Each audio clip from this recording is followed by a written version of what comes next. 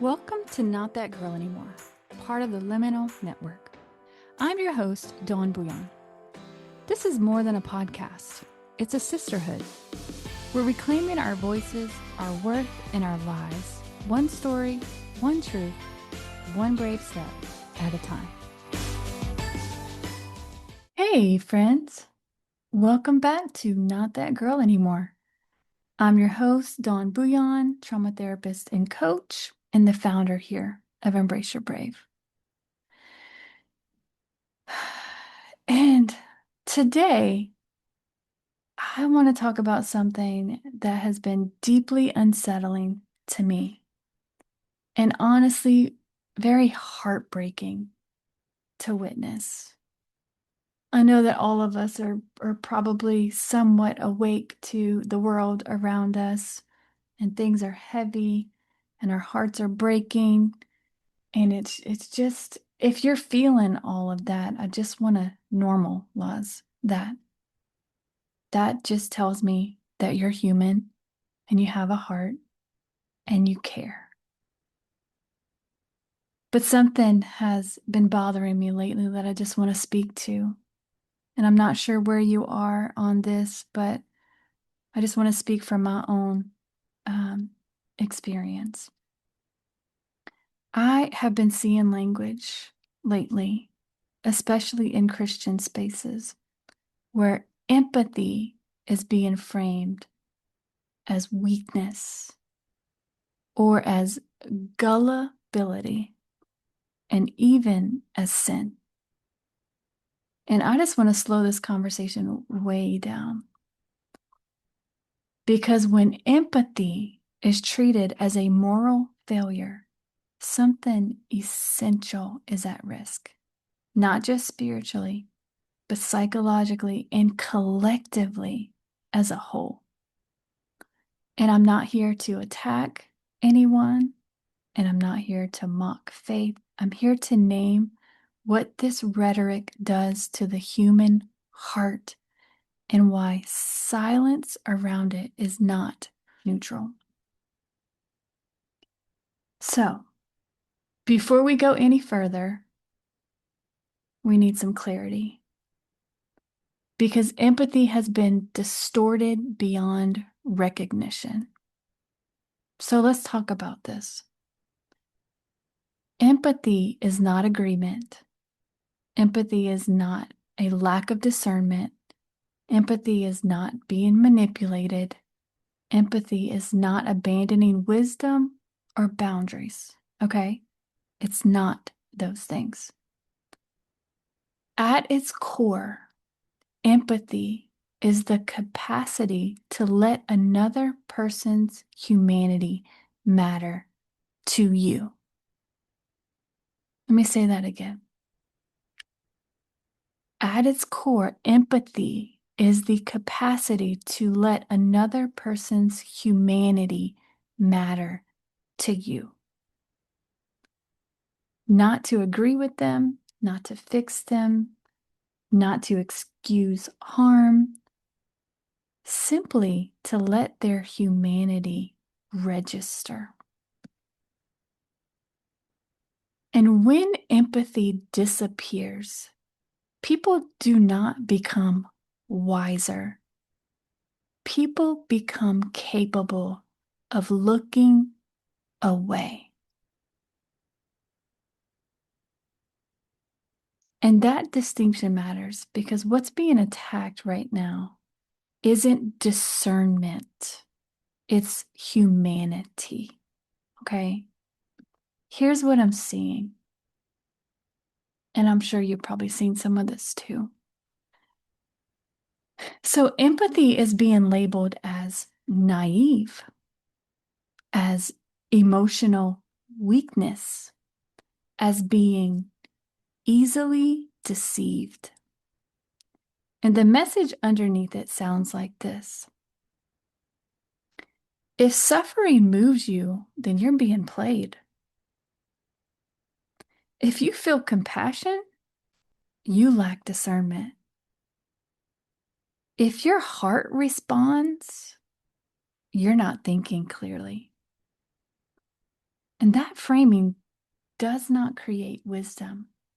It trains people to distrust their own conscience. And once people stop trusting their conscience, they become much easier to control. And let me just name this. A lot of this rhetoric is not driven by strength. It's driven by fear. Fear of being deceived, fear of being wrong, fear of losing certainty, fear of being on the wrong side. And when fear takes the wheel, then empathy becomes threatening because empathy introduces the moral tension, and fear hates tension. So instead of learning how to code complexity, people are taught to shut their hearts down, to shut their emotions down. And not because empathy is wrong, but because empathy is inconvenient. Historically and psychologically, empathy has always been inconvenient to systems of power. Because empathy does a few dangerous things. It humanizes people.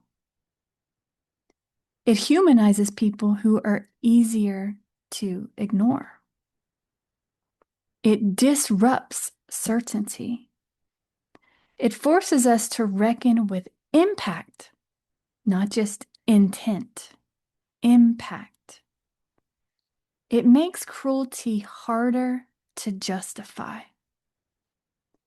So, when empathy threatens obedience, then empathy gets rebranded as weakness. And not because it lacks wisdom, but because it creates moral resistance. And as a trauma therapist, this is where my concerns deepen. Because empathy isn't just an emotion, empathy is attunement. Attunement is how humans sense safety, danger, connection. It's how we recognize when something is off. It's how conscious speaks through the body. When people are taught to distrust empathy, we're being trained to override their nervous system. Or they are being trained to override their nervous system. And they learn to ignore their gut, to suppress moral discomfort, to prioritize obedience over awareness. Let me say this very clearly. Any system that teaches you to distrust your empathy is teaching you to distrust your own humanity. What many people are experiencing right now isn't confusion, it's moral injury. It's the pain of watching values be violated and you being told not to care. And I want to speak to this personally for a moment because this experience is actually what motivates me to speak out now. In my heart felt love for people that I was taught to hate. And instead of trusting that love, I learned to override it. And I'm speaking from where I was, the church I was raised in, the religion I was raised in, and the conditioning that I had. So my heart felt love for people that I was taught to hate. And instead of trusting that love, I learned to override it. And I stood on the wrong side of the fence for a long time. And I participated in things that did not feel right in my gut. And I hurt people. And it wasn't because I was cruel, but it was because I was trying to be faithful to a system that told me that my empathy was dangerous. But everything in me knew something was off. My body knew, my conscience knew. But I was taught that listening to that knowing was disobedience. And that kind of internal split does real damage. It creates an anxiety that you can't explain. It creates a numbness where there used to be a tenderness. And it teaches you to distrust yourself. That's what moral injury does. It doesn't happen because you lack integrity. It happens because you have integrity and you're being asked to betray it. I speak out now not because I think I'm better than who I used to be. I speak out because I know exactly how good people get pulled into harmful systems and how much it costs when they leave. I don't want to stand quietly on the sidelines anymore. I can't. I won't. I want to stand up clearly, humbly, and firmly on the side of humanity. Healing didn't begin for me when I became louder or angrier. It began when I allowed myself to trust that the love in my heart was not the problem. My empathy was not a flaw. It was the part of me that knew the truth before I had language for it. And in looking at Jesus,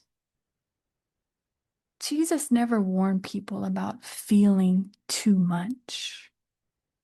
He warned them about their hearts being hardened. Jesus moved towards the suffering. He disrupted the religious certainty.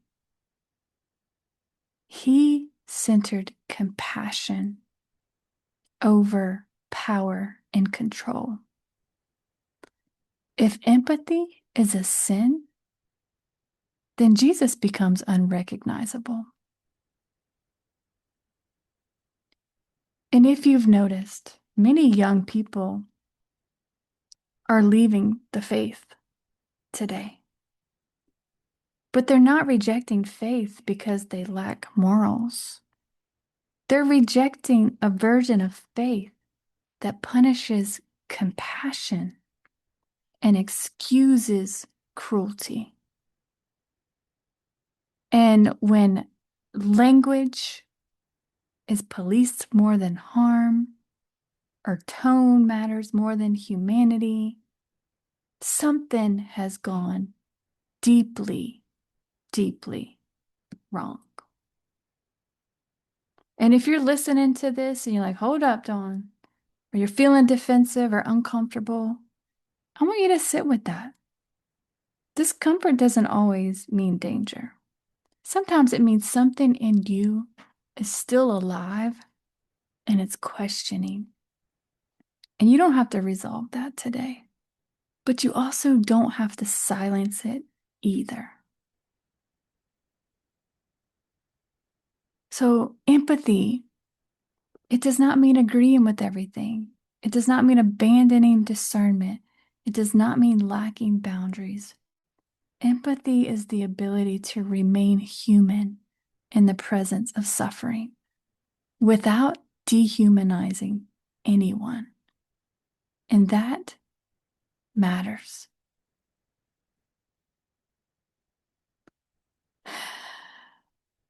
And if you're listening to this and you feel tender or conflicted or heavy, it doesn't mean you're weak or confused. It means you're paying attention. A lot of good people are struggling right now. people who care deeply, people who don't want to be cruel, people who are trying to hold faith, truth, safety, and love all at once. And if that's you, I want you to hear this. You're not broken for feeling this way. You're not failing. You're not alone. Sometimes the bravest thing we do isn't having the right answer. It's refusing to shut our hearts down when it would be easier to look away. If you're feeling tired, take a deep breath. If you're feeling angry, let that tell you that something matters to you. If you're feeling grief, it's because you still love humanity. Listen, you don't have to fix everything. You don't have to convince anyone.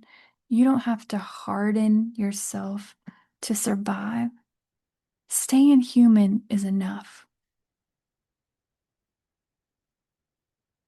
Because, and I say this often, and I say it because it's true, and I want to remind you of this. You matter. Your heart matters. Your feelings matter. Your empathy matters. Your voice matters. Your pain matters. Your dreams matter. And you don't have to be that girl anymore. And just join me. Because the truth is, you're not that girl anymore. Hey, friend, just a quick note. I am a licensed therapist, but this podcast isn't therapy. It's not meant to diagnose or treat anything. It's here to offer you support, encouragement, and real conversation. If you're struggling, please reach out to a trusted professional. You are not alone, and you are so worthy of healing. Even if your voice shakes, keep using it. Your healing matters. If you're ready to go deeper, you can book a session by clicking the link in the show notes or visiting our website, embraceyourbrave.org, to learn more about our therapy and trauma-informed coaching options. Let's explore how we can walk this journey together. You are not alone. Embrace your brave, sis.